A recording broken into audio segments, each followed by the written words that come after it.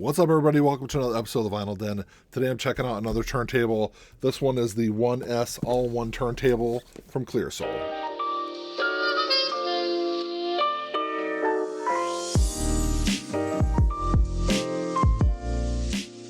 There's a bunch of links down below. You got links for the Vinyl Den Facebook group, for the merch page, for the Spotify and Apple Music playlist that I put together every week, and the Patreon page. So make sure you check all that out. Like always, if you enjoyed the episode, make sure you give me a thumbs up. Hit that subscribe button down below. Make sure you hit that notification bell so you're notified every time I release new episodes.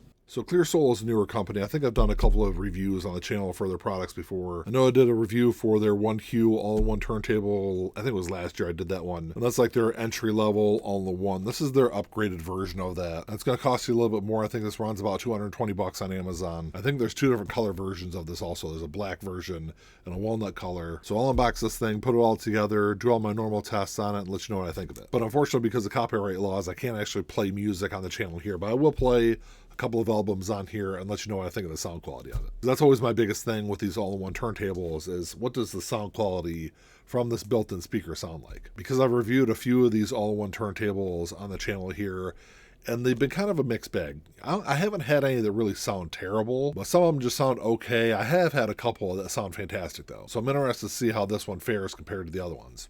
But just like every other review I do on the channel here, the opinions I share are always mine and mine alone. I'm always going to give you my honest thoughts and opinions of what I think of these products. So we'll see if you are interested in checking out this company. I'll put links down below in the comments section for them. You know, they're available to pick up on Amazon. I'll put their website down there also. And if you're interested in checking one of these turntables out for yourself, I'll put a promo code on the screen here. You can use on Amazon or on their website and get 20% off. All right, so on the top of the box, you just have Qlearsoul and just a picture of the turntable there. It does come with a 24-month warranty. On the front of the box, you've got a picture of the all-in-one. It just says, so this is the 1S Qlearsoul all-in-one turntable. It's got Bluetooth also with it. It's all-in-one record player. Let's see here. It does have 33 1/3 and 45 RPM. Bluetooth output and input. And then on the other side of the box, it just says built-in 4 hi-fi speakers, DSP tech for enhanced sound quality, support Bluetooth input output, and then phono line preamp for flexible setup. Because I think that's the big thing is if you don't like the sound quality of this all-in-one, it has the ability, if it has a built-in preamp, you can always hook it up to external speakers and have maybe even better sound experience with it. And there shouldn't be a lot of setup involved with this because, I mean, it is an all-in-one turntable. Other than setting up the tone arm, shouldn't be a whole lot involved with it. But it's a nice little setup guide here for you. I will say a lot of turntable companies now are doing tutorial videos online, and they include a QR code that you can scan and go and watch the videos. Nice dust cover there with the Qlearsoul logo. So this does come with an aluminum platter. The one thing I've noticed with aluminum platters is sometimes there can be a little bit of a warp or wobble to the platter when it's on the turntable. But when that does happen, I haven't noticed any issues with it causing any variations in sound quality. But the one or two times that's happened, it's only been very slight. So we'll see how this one fares once I get it all put together. And then it does come with a platter mat with the Qlearsoul logo on there. One thing I always talk about when I do these turntable reviews is whenever you unpackage a turntable, always make sure you go through the packaging, the styrofoam in them, because they love to hide things. Both the power adapter and the counterweight for the tone arm in the side of the styrofoam on the side of the turntable. So setup on these is going to be pretty simple. Just place the platter over the spindle here. And then you just take the tape here, they put a guide wire on here to help you place the belt over the under spindle here. And then just always make sure you spin it, 6 to 8 or maybe a dozen times just to make sure it's all seated on there properly. There's no drag at all on the platter that could cause any kind of sound issues. So aesthetically speaking, this turntable looks pretty nice. I like the way it looks. The one thing I can say about it, it does not have a removable grill that I see. So the covering over the speakers is glued on. So there's no way, if you want to get to the speakers underneath it, there's not a removable grill like there is with a lot of turntables. It does come with a Audio-Technica 3600L cartridge, a stylus, which I think is kind of a standard stylus at this point. It's good entry level. You get a good consistent sound quality out of that. I will say, if you ever find a turntable that has one of those red cartridges on those, stay away from those. You're never going to get a good sound quality out of them. So on the top of the turntable, you've got your start-stop button. You've got your volume. So this turns it from Bluetooth. Then you've got 33 1/3 and 45. And then this top knob here, this is actually your pitch control, this is one thing that I'm not a big fan about. On a lot of turntables, your pitch control is usually either on the back or on the bottom side. So on the first all-in-one turntable I reviewed from Qlearsoul, the pitch control was under a panel on the bottom side of the turntable, which I think is a better spot for it, even though it's kind of a pain to get to that. So having it up here on the top, I think it makes it too easy to bump it and knock your turntable out of pitch. So having it be in a little bit of a tougher spot to get to, like I said, on the back of the turntable is generally where they are on a lot of higher end turntables, or on the bottom side, I think a better spot than having a knob on the top of the turntable, which is right next to where you're going to hit for your mode or your volume. So the back of the turntable is pretty simplified. All you've got back here is just your power in. You've got your preamp button here, your auxiliary in, and then your speaker wires go here. So it's really it to that. So like I said, if it would have been really easy to have that pitch control either here or mounted somewhere on the bottom of the turntable. All right, so I'm going to go ahead and get this tone arm all put together. I'll get the counterweight put on, and I will say that I generally don't really rely on the numbers on these counterweights. I have a scale that I picked up off of Amazon for like 10 or 15 bucks. If you go on the Vinyl Den Amazon page, I've got a link to it on there. Really easy, and it's, I think, a much more accurate way to dial in your tone arm than relying on these numbers. But I'll go ahead and get the tone arm dialed in, and I'll do my speed test and tell you what I think at least of the speed fresh out of the box. So this is something that's kind of interesting. For the Audio-Technica 3600L, the tracking force, I believe, at least off the top of my head, can be anywhere between like 2.5 to I think 4 or 4.5 grams, with the recommended, at least recommended in quotation marks, from Audio-Technica being the recommended weight being like 3.5 grams. The heaviest I can get with the heaviest that the tone arm will get with this turntable, here I'll turn my scale on and try it again, was like 3.4 grams. And that was going all the way as far as the counterweight will go on the tone arm.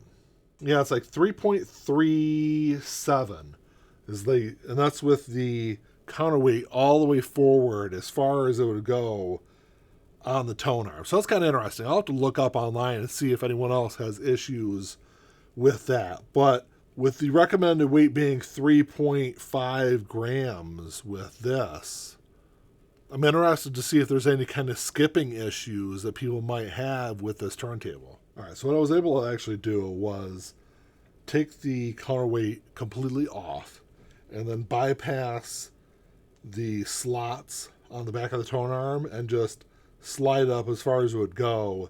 And then I was able to dial it in to a perfect 3.5 on the scale. And then I used the screw on the side of it just to tighten it down to make sure that counterweight doesn't slide on there. So I was able to actually properly dial it in to a perfect 3.5 grams. Another thing you should always do is turntables always come with these cartridge alignment protractors. I always make sure I use them just to double check and make sure the cartridge is properly aligned, because sometimes it does get knocked out of alignment during shipping. All right, so now that the tone arm looks good and the cartridge is properly aligned, I'm going to go ahead and plug this thing in. I'll do a speed test, play a couple of albums, and let you know what I think of the speed of the turntable and the sound quality of it. So whenever I test speeds of turntables, I use an app on my phone. It's an RPM app. I always test it right over the spindle because that's where you're going to get the most consistent speed. So I've got the styrofoam block that I hollow out the inside of. That way it doesn't give any cause any kind of drag from the spindle itself. So I put that over it, and then I'll put my phone over that. And then let's give this thing a spin. Let's see what kind of speed we get on it. I will say when it comes to speeds for turntables, if it spins a little faster, a hair faster, that's not a bad thing. I'd rather it spin a little faster than a little slower. You're generally, if it does spin a little fast, you're not going to notice it compared to if it spins a little slower. That might be a little more noticeable to the ear. So let's see what we got after this first spin here. So we got 33.62. So it is a hair fast. Like I said, that's not bad though. Of course, you want it to be 33 1/3 is going to be the ideal speed of it. 33.62. I think it's within a reasonable range for a turntable, especially an entry-level turntable like this. When I was looking at this turntable earlier, when I was setting it all up, I was talking about this tone button here, this tone knob, about it being a speed adjustment, and that is not what that is. Because messing with this knob does not adjust the speed of this turntable. So if I turn this thing all the way up, like I said, it was 33.62. So if I turn this all the way up, watch what happens when I spin this a second time. We go from 33.62 to 33.62. So that is not an actual speed adjustment. When I looked it up in the manual, it actually says to fine-tune the sound to your personal preference.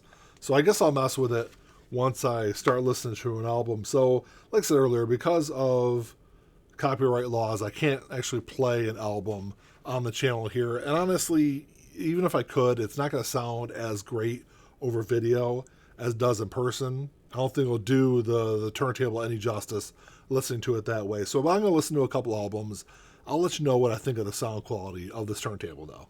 So the first one I'm going to toss on is the Animals. Like I said, I'm going to spin this.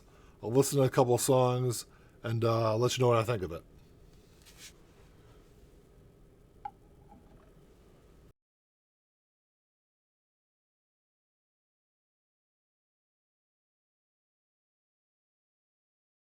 All right, I thought it sounded pretty good. I will say that the tone button on here is basically just an EQ, is all that is. So, I was able just to mess with it a little bit while listening to the album.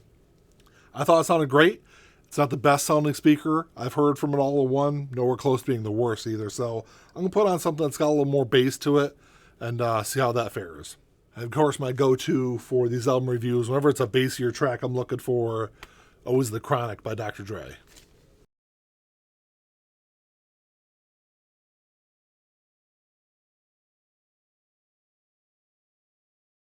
So one thing I noticed is there seemed to be a lot more distortion with this. Even when I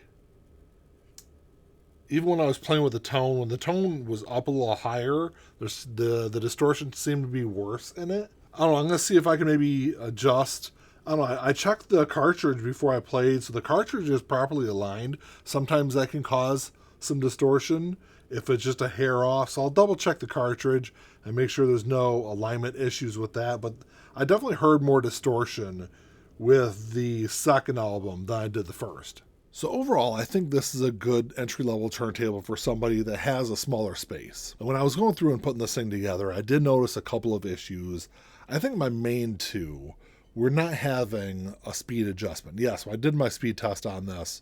It came in at 33.62, which is an acceptable speed. Yes, I don't think you're going to hear that difference in speed when you're listening to your albums, but it'd be nice to be able to dial that into a perfect 33 1/3, especially since there are other turntables in this price point they're able to do that with. But I think the main issue that I had with this was the distortion that I was getting with it. And I noticed it more with the second album that had more bass in it. So I'm not sure if this was a preamp issue or maybe just had too much bass in that second album, because I didn't notice it as much with the Animals album. But this could be something that's just an issue with the preamp that they use in this turntable, which, if that's the case, using an external preamp, hooking it up to external speakers will solve that issue, which, that's always going to be the ideal setup anyway. You're always going to get a better sound experience from that setup. But if you're using this in a smaller space, a smaller room, a bedroom, maybe like a medium-sized office, I think you're going to get a decent sound quality out of this. I did mention when I was setting it up that I would go through and double-check the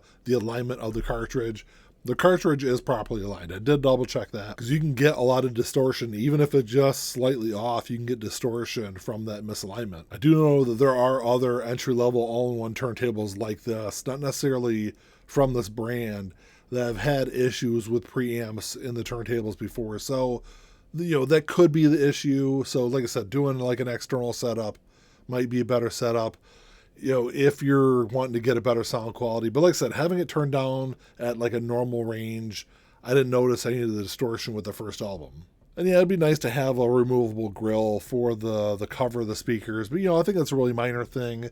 With the turntable itself, with the platter, it does spin nice and even. There wasn't any wobble to that, because I did notice that with some of the other entry-level all-in-one turntables with the aluminum platters. And I'm interested to see if the speed of this gets better. It gets closer to 33 1/3 as the turntable gets broken, because that can happen also. And that's why I said it's better to have it be a little faster than have it be a little slow, because it can, once the belt gets worn in, it can kind of slow down a hair. So maybe it'll be a little closer to 33 1/3. That's why I said it'd be better to have a nice tone adjustment or pitch adjustment on this turntable to be able to really get that dialed in, because once it gets broke in, if it is a hair slow, you can always speed it up a little bit. And with them being a newer company, it's going to be interesting to see what reviews are for this turntable itself in 12 or 18 months, once people get them broken in, get some wear on these turntables, and see what the sound quality of them are at that time. What's looking for you today, guys? Thanks for checking the show out. Make sure you drop me a comment down below. Let me know what you guys think of this Qlearsoul all-in-one turntable. These all-in-ones can be kind of, I think they can be really hit or miss. And some of them I've reviewed on here have been home runs, and I've been really super impressed with them. I think I'd put this one somewhere in the middle. I think under the right circumstances in the right rooms, this can be a really good sounding turntable. Like I said earlier, if you're interested in checking one out, I'll put links down below in the comment section for their website and their Amazon page. I think Qlearsoul is one of those companies that, as they've been releasing more and more turntables, I think they're improving them with each and every one. And we'll see where this company goes over the next several years. But I don't know, let me know what you guys think. Like always, if you enjoyed the episode, make sure you give me a thumbs up. Hit the subscribe button down below. That's all I got. Until next time, keep on spinning. Peace.